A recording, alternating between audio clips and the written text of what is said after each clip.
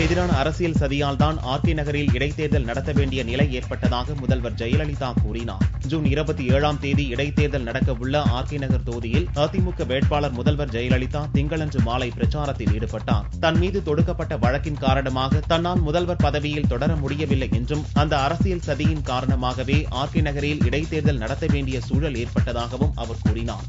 மிகப்பெரிய வெற்றியை பெறுவதை வாக்காளர்கள் உறுதி செய்ய வேண்டுமென்ற ஜெயலலிதா அதுவே தனது நோக்கம் என்றார். தான் மக்களின் மனதில் இருப்பதால் எதிர்க்கட்சிகள் எனக்கு எதிராக வேட்பாளரை நிறுத்த அஞ்சுவதாக ஜெயலலிதா கூறினார். தமிழக மக்கள்தான் தனக்கு எல்லாமே என்று கூறிய ஜெயலலிதா மக்களின் விருப்பங்களை பூர்த்தி செய்து எப்போதும் அவர்களுக்கு துணை இருப்பேன் என உறுதியுடன் கூறினார். ஜூலை 20 பார்லிமெண்டின் மழைக்கால கூட்டத்தொடர் துவங்கும் என எதிர்பார்க்கப்படுகிறது. பார்லிமெண்டின் மழைக்கால கூட்டத்தொடர் வழக்கமாக ஜூலை அல்லது ஆகஸ்ட் மாதங்களில் நடக்கும். இந்த ஆண்டு ஜூலை 20 துவங்கும் என்று டெல்லியில் அதிகாரப்பூர்வ வட்டாரங்கள் தெரிவித்தன. ஆனாலும் இது தொடர்பான இறுதி முடிவை புதனன்று நாடாளுமன்ற விவகாரங்கள் தொடர்பான அமைச்சரவை குழு எடுக்க உள்ளது. 3 அல்லது 4 வாரங்கள் நடக்கும் மழைக்கால கூட்டத்தொடரில் அமளி துமளிக்கு பஞ்சம் இருக்காது என்பதாகவே இப்போதைய தேசிய அரசியலில் நிலவரம் காணப்படுகிறது. IPL முன்னாள் தலைவர் லலித் மோடிக்கு சட்டவிரோதமான முறையில் உதவிய மத்திய வெளியுறவுத்துறை அமைச்சர் சுஷ்மா சுவராஜ், ராஜஸ்தான் முதல்வர் வசுந்தரா ராஜே சிந்தியா ஆகியோரை பதவியிலிருந்து நீக்காவிட்டால் மழைக்கால கூட்டத்தொடரை சுமூகமாக நடத்த அனுமதிக்க மாட்டோம் என்று காங்கிரஸ் கட்சி ஏற்கனவே அறிவித்திருந்தது. கிரெடிட் மற்றும் டெபிட் கார்டு மூலமான பண பரிவர்த்தனைக்கு வரி சலுகை அளிக்க மத்திய அரசு முடிவு செய்துள்ளது. வரி ஏய்ப்பை தடுக்கவும், கருப்பு பணத்தை ஒழிக்கவும், ரூபாய் நோட்டுகளின் பயன்பாட்டை குறைக்கவும் மத்திய அரசு புதிய திட்டத்தை தீட்டியுள்ளது. அதன்படி கிரெடிட் மற்றும் டெபிட் கார்டுகள் மூலம் பரிவர்த்தனையை செய்வதை ஊக்கப்படுத்தும் வகையில் வரி சலுகை அளிக்க முடிவெடுக்கப்பட்டுள்ளது. இது தொடர்பாக வரைவு அறிக்கையை மத்திய நிதியமைச்சகம் தயாரித்துள்ளது. குறிப்பிட்ட தொகைக்கான செலவை கார்டுகள் மூலம் செய்பவர்களுக்கு வருமான வரி சலுகை அளிப்பதென அந்த வரைவு அறிக்கையில் கூறப்பட்டுள்ளது. இந்த திட்டத்துக்கு மத்திய அமைச்சரவை ஒப்புதல் அளித்தால் 1 லட்சத்துக்கு அதிகமான தொகையை கார்டு மூலம்தான் பரிவர்த்தனை செய்ய வேண்டும் என்பது கட்டாயமாகிவிடும். மேலும் குறிப்பிட்ட தொகைக்கு மேல் பண பரிவர்த்தனை செய்தால் அதற்கு வரியும் விதிக்கப்படும்.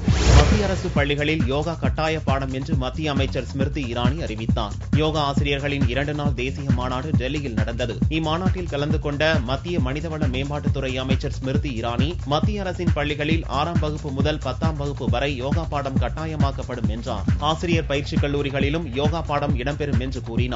யோகா பாடத்தின் 80% மதிப்பெண்கள் செயல்முறை விளக்கத்துக்கு அளிக்கப்படுவதால் மாணவர்களுக்கு கூடுதல் சுமை இருக்காது என்று ஸ்மிருதி கூறினார். யோகா கல்விக்கான பாடத்திட்டத்தையும் அதற்கான புத்தகங்களையும் அவர் மாநாட்டில் வெளியிட்டார். யோகா பாடம் கட்டாயம் என்ற ஸ்மிருதி இரானியின் அறிவிப்பு மீடியாக்களில் வெளியானதுமே அவர் ட்விட்டர் மூலம் தவறான தலைப்பு அளிக்கப்பட்டுள்ளதாக தெரிவித்தார். டெல்லி முன்னாள் அமைச்சர் தோமருக்கு ஜாமீன் வழங்க நீதிமன்றம் மறுத்தது. டெல்லி முன்னாள் சட்ட அமைச்சர் ஜிதேந்தர் சிங் தோமர் போலி பட்டப்படிப்பு சான்றிதழ்களை தயாரித்ததாக எழுந்த புகாரின் பேரில் சில நாட்களுக்கு முன் கைது செய்யப்பட்டார். திங்களன்று அவரது சார்பில் தாக்கல் செய்யப்பட்ட ஜாமீன் மனுவை சாகித் நீதிமன்றம் விசாரித்தது. மக்கள் பிரதிநிதியின் மீதான போலி பட்டப்படிப்பு சான்றிதழ் குற்றம் மிகவும் கடுமையானது என்று கருத்து கூறிய நீதிபதி தருண் யோகேஷ் அதை கருத்தில் கொண்டு தோமரின் ஜாமீன் மனுவை நிராகரித்து உத்தரவிட்டார். அதோடு ஜூலை 6ஆம் தேதி வரையில் நீதிமன்ற காவலில் தோமரை அடைக்கவும் நீதிபதி தருண் உத்தரவிட்டார். அதைத் தொடர்ந்து திகார் சிறையில் தோமர் அடைக்கப்பட்டார். நெல்லையில் உண்ணாவிரதம் மேற்கொண்ட ஆர்கே நகர் வேட்பாளர் கைது செய்யப்பட்டார். நெல்லை மாவட்டம் விக்ரமசிங்கபுரத்தைச் சேர்ந்தவர் வெங்கடேஷ். 27 வயதான இவர் இளைய பாரதம் என்ற ஊழல் விழிப்புணர்வு இயக்கத்தை நடத்தி வருகிறார். கடந்த லோக்சபா தேர்தலில் நெல்லை தொகுதியில் சுயேட்சையாக போட்டியிட்ட இவர் தற்போது சென்னை ஆர்கே நகர் இடைத்தேர்தலிலும் சுயேட்சை வேட்பாளராக களமிறங்கியுள்ளார். இந்நிலையில் நெல்லை மாவட்டம் விக்ரமசிங்கபுரம் நகராட்சியில் முறைகேடுகள் நடப்பதாக கூறி உண்ணாவிரத போராட்டத்தில் ஈடுபட்டார். அனுமதியின்றி போராட்டம் நடத்தியதால் அவரை போலீசார் கைது செய்தனர். மாணவிகளிடம் ஆசிரியர் சில்மிஷம் செய்வதாக கூறி புதுக்கோட்டை அருகே பொதுமக்கள் பள்ளியை முற்றுகையிட்டனர். புதுக்கோட்டை மாவட்டம் கொத்தக்கோட்டை அரசு உயர்நிலைப் பள்ளியில் 500க்கும் மேற்பட்ட மாணவ மாணவிகள் பயின்று வருகின்றனர். பள்ளியில் படிக்கும் மாணவிகளிடம் கணித ஆசிரியர் செல்வம் சில்மிஷத்தில் ஈடுபடுவதாக குற்றச்சாட்டு எழுந்தது. இது பற்றி அறிந்த பெற்றோர்கள் பள்ளியை முற்றுகையிட்டு ஆசிரியரை கைது செய்ய கோரினர். இதனையடுத்து தலைமை ஆசிரியர் சின்னப்பொண்ணு போலீசாருக்கு தகவல் அளித்ததை அடுத்து போலீசார் விரைந்து வந்து விசாரணை நடத்தி வருகின்றனர். ஊசுடு ஏரியில் ரூபாய் 47 கோடி மதிப்பில் மழைநீர் சேகரிப்பு திட்டத்தை செயல்படுத்த உள்ளதாக புதுச்சேரி முதல்வர் ரங்கசாமி தெரிவித்தார். புதுச்சேரி அருகில் உள்ள ஊசுடு ஏரியை திங்களன்று பார்வையிட்ட முதல்வர் ரங்கசாமி பின்னர் அவர் செய்தியாளர்களிடம் பேசினார். புதுச்சேரியில் உள்ள 86 ஏரிகளில் மிகப்பெரிய ஏரியான ஊசுடு ஏரியில் மழைநீர் சேகரிப்பு திட்டத்தை புதுச்சேரி அரசு செயல்படுத்த இருக்கிறது என்று கூறினார். அந்த திட்டத்திற்காக நபார்டு வங்கி மூலம் ரூபாய் 47 கோடி நிதி பெற உள்ளதாகவும் தெரிவித்தார்.